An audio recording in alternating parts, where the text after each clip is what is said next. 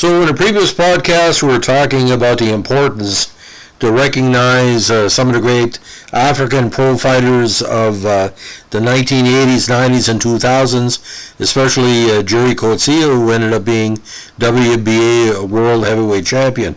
But another, what I call late model from the great South African boxing system, unfortunately passed away in 2012 in tragic circumstances.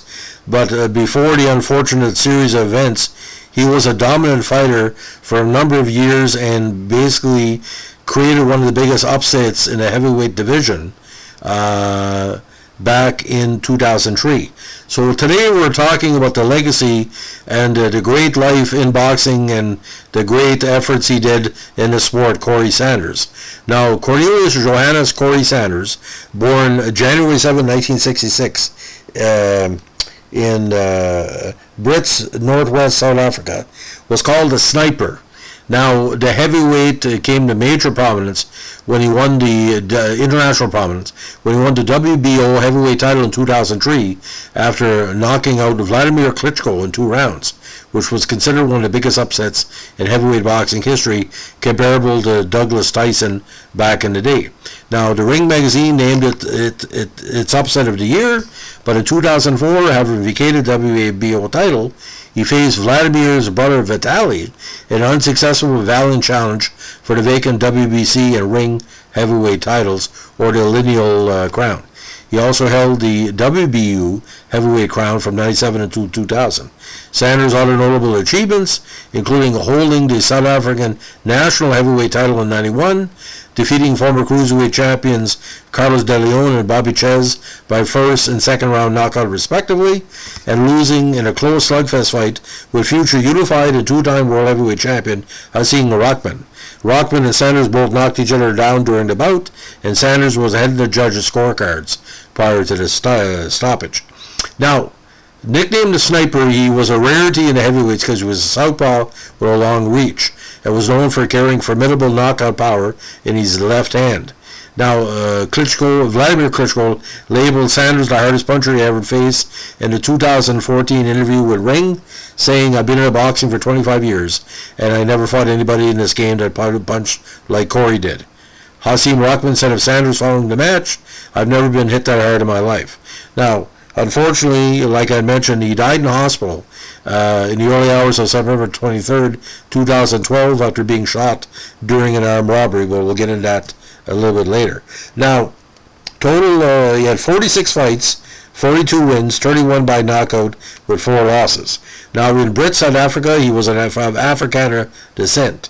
He was introduced to boxing by his uncle, and he finished his amateur career in the late 80s with 180 wins and 11 losses. Now, my good pal Derek Hamilton, the actor, who also suggested doing something on Corrie, can basically tell you when you're an amateur fighter, you could be involved in dozens, if not hundreds, of bouts because of regional title events or challenge events. So 191 bouts. That's quite the total. Now, Sanders made his pro debut in '89 with a first-round knockout of King Kong Diable on April 2nd, '89. He went on to win his next 22 bouts, 14 by knockout. Among the fighters he defeated during that streak were Steve Zowski, Art Card, future WBO cruiserweight champion Johnny Nelson, and future world title challenger Bert Cooper. In his 24th bout, on 21st of May '94, Sanders suffered his first defeat at the hands of Nate Tubbs via second-round knockout.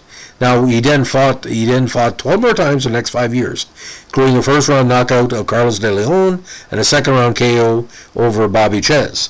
Now, a stoppage loss to future heavyweight champion Hasim Rahman in a bout Sanders was winning confirmed his ability and also his vulnerability. Now, 6'4", he could weigh in probably 230, 240. He used height to his advantage in his fights because at the time there was a lot of mid-size heavyweights, 5'11", 6'1". So he used his size and his weight and his reach, 77-inch reach. Now, returning to ring in 2001, he scored a quick win over Michael Sprott and then follows up with defeat of Otis Tisdale in 2002. Now Sanders, again, biggest weapons were his southpaw fast hands, and he would try to go for an early knockout. If you look at his old tapes, within the first 4 rounds he would, be very efficient, which is a sign of a great fighter. Don't want to waste an energy. Now, despite the fact that he had fought only 3 rounds in 2 years, the WBO, which is technically the number 4 belt, sanctioned a challenger heavyweight champion Wladimir Klitschko. Now, on March 8, 2003, Sanders provided a stunning upset in Hanover, Germany, by dropping Klitschko 4 times to snatch the Ukrainian's belt by a second-round knockout. Now, if you look at that fight, Klitschko had no answer for Sanders' power, and he was stunned almost from the opening 30 seconds of the fight. Now, when Sanders vacated the WBO title in December 2003, after refusing to fight the organization's number 1 contender, Lehman Brewster, he eventually signed a contract to fight for the vacant WBC belt. Now, this contest took place on April 24, 2004, against Vladimir's older brother, Vitaly. Sanders was stopped by Vitaly in the 8th round of the fight, held at the Staples Center in L.A. After Sanders' death, Vitaly went on to pay his respect to Sanders by calling this the hardest fight of his career. Now, 8 months later, Sanders knocked out Alexei Varikin in the 2nd round of a contest in Solden, Austria in December 2004, and briefly retired after their bout. Now, he returned to action after 2 years in November 2006 to score a 2nd-round stoppage win over Australian heavyweight champion Colin Wilson at the Convention Centre in Mafeking. He then signed with Golden Gloves Promotions and won another bout in South Africa against Brazilian Daniel Bispo in May 2007. His last bout of the South African heavyweight title process was a loss to Osborne Makamana, a bout he took despite being injured beforehand. Again, his final record was 42-4, 31 KOs. Now, when news broke about this incident, I must warn you, not say graphic details, but it's very sad. So just caution you, we're just presented as a public service, but not to, exploit the incident. Now, on September 22nd, 2012, Sanders was fatally shot in an armed robbery at a restaurant called Thatch Haven in Brits, where a function was being held for his nephew's 21st birthday. Sanders was taken to hospital in Pretoria, where he died in the early hours of September 23, 2012, of his massive wounds.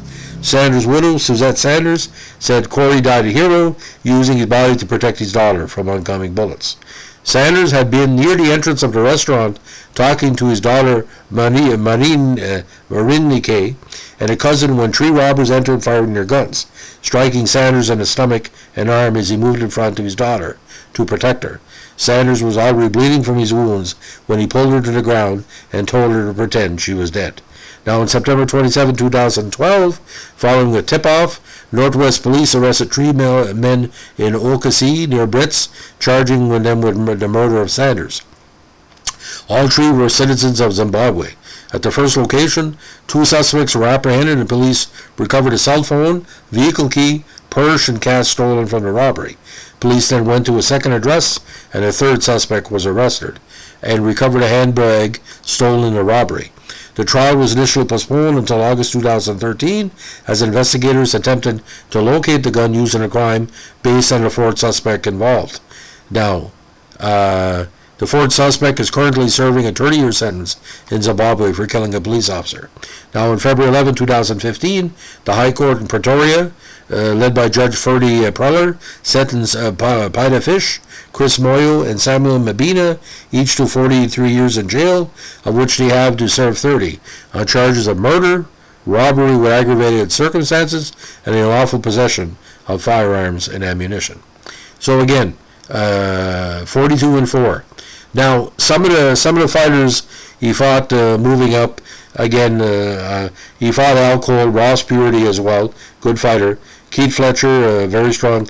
James Pritchard, again. Carlos De Leon, Mike Williams, Marshall Tillman, Levi Billups, again, Bert Cooper, Johnny Nelson, Mike Evans, Mike Dixon, Mike Rouse, Zowski, of course. If I'm not mistaken, he fought, I think, Tyson and Foreman. I could be wrong here. And but the majority of his early fights were again against South African. But what happened? The big fight for us was when he took on Zowski in Biloxi in Mississippi. and that winning against Johnny Duploy at the Super Bowl in Sun City in South Africa was quite a fight. I saw highlights. Extremely quick knockout. So quite an interesting fighter. He fought all over the States. He had fought Wembley. He had fought various places in the States, fought in Germany, fought in Austria. But, South African heroes are tremendous support of the public. But when Corrie passed away, boys, it was a big shock, because all parts of major countries, South Africa, Canada, the States, do have criminal elements that do these type of things. But wrong place, wrong time. Instead of basically saying this is a robbery, shooting up in the wall, they came in shooting, and that's what happened. But I think if Corrie would have lived, obviously Corrie would have went more into coaching, probably in training fighters. There might have been an attempt at a comeback, because 44 fights for a heavyweight that's fought 191 times an amateur. He might have had 5 or 10 good fights left on him. But the problem is, when the Klitschko brothers were top of the heavyweights, when Corrie was around, there was a lot of coverage. The heavyweights are pretty well, not say dead, but they're not exciting as it was. The two Klitschkos drew the best out of their opponents, and that's what Corrie did. He did well against one and lost to the other. But you ever wonder why the Klitschkos never fought each other? That might be a story for a future podcast. Anyway, so that's our latest vintage boxing podcast, dedicated to my good friend Derek, dedicated to all the fans of Ring Magazine. Boxing writing is getting to be a lost art, but I know there was various write-ups I saw. If I'm not mistaken, it was either Reuters or some South Africa dailies and weeklies talked about the Corrie Sanders first fight against the Klitschko. Very well written articles. I think whatever the Pretoria or main daily was, some very interesting writings. The connection he had with Coetzee, Kalikanotse, South African, how he got away from apartheid, and black and white and Afrikaner, and all different South Africans can join together in celebrating that big victory.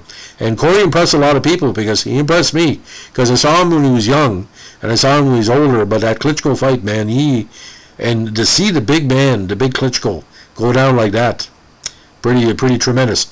And that kind of that was the last glory area of the heavyweights, in my personal opinion. Thanks for listening. Bye.